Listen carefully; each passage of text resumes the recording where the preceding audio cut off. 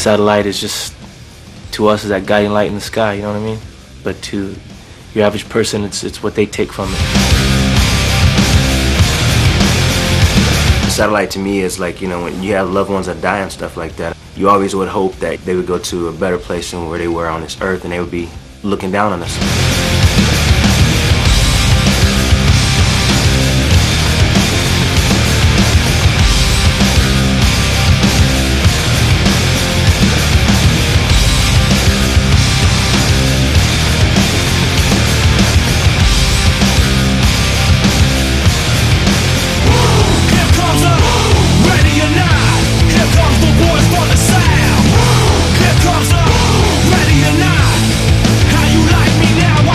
The difference between this album and last album is we had a lot more time to, you know, hang out in the studio.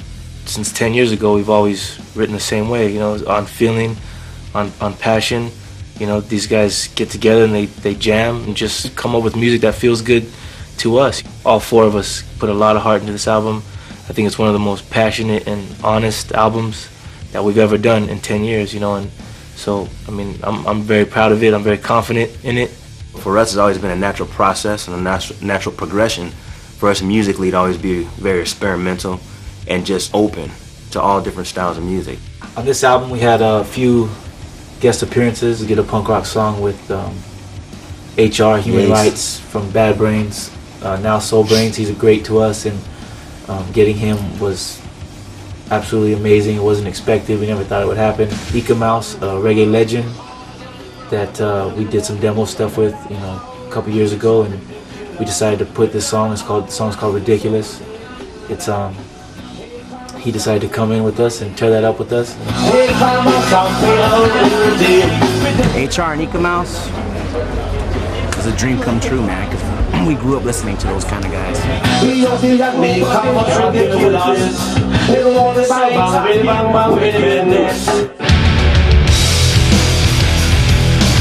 Sonny's my cousin, man. We lived together all our lives. I look at him today, man. He's a crazy front man.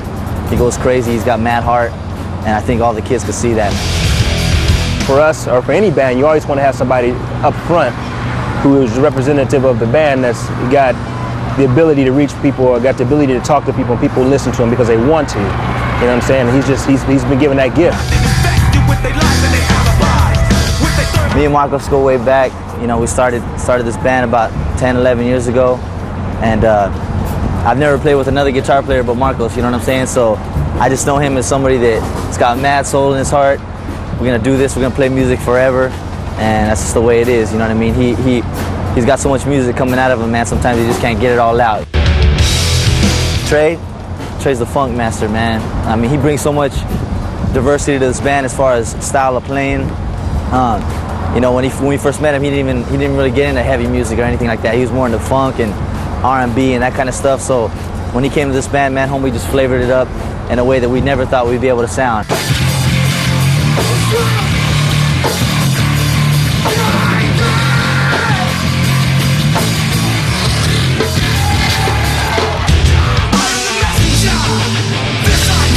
Every time we play, you know, I watch my cousin, and you know, I don't think I've seen a badder drummer out there. Just from every move to just hitting every drum to just the way he grooves. I mean, not too many drummers could just groove it, you know, and my cousin tears it up. Our fans they have kind of like a forefront name for them. They call themselves the Warriors.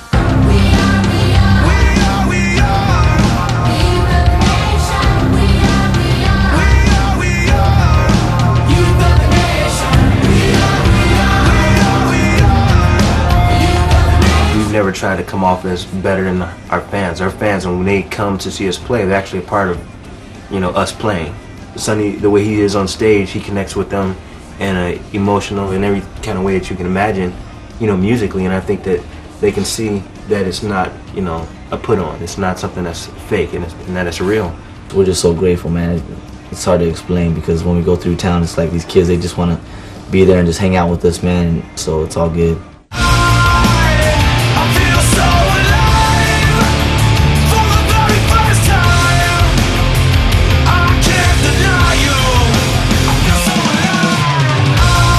started touring 8 years ago.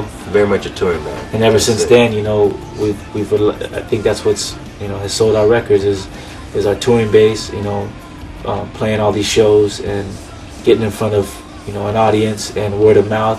You know, that's what's done it for us. There was times when we'd be playing a show in front of 5 people. We'd go back there, we'd play a show in front of 20. And it just went up to, you know, 100. Next thing you knew, we were playing in front of 1,000. POD just had to work really hard, like Wolf always says. This is his favorite line. We've always taken the steps up, man. Yep, we don't take the elevator, man. Always take you know the what I mean?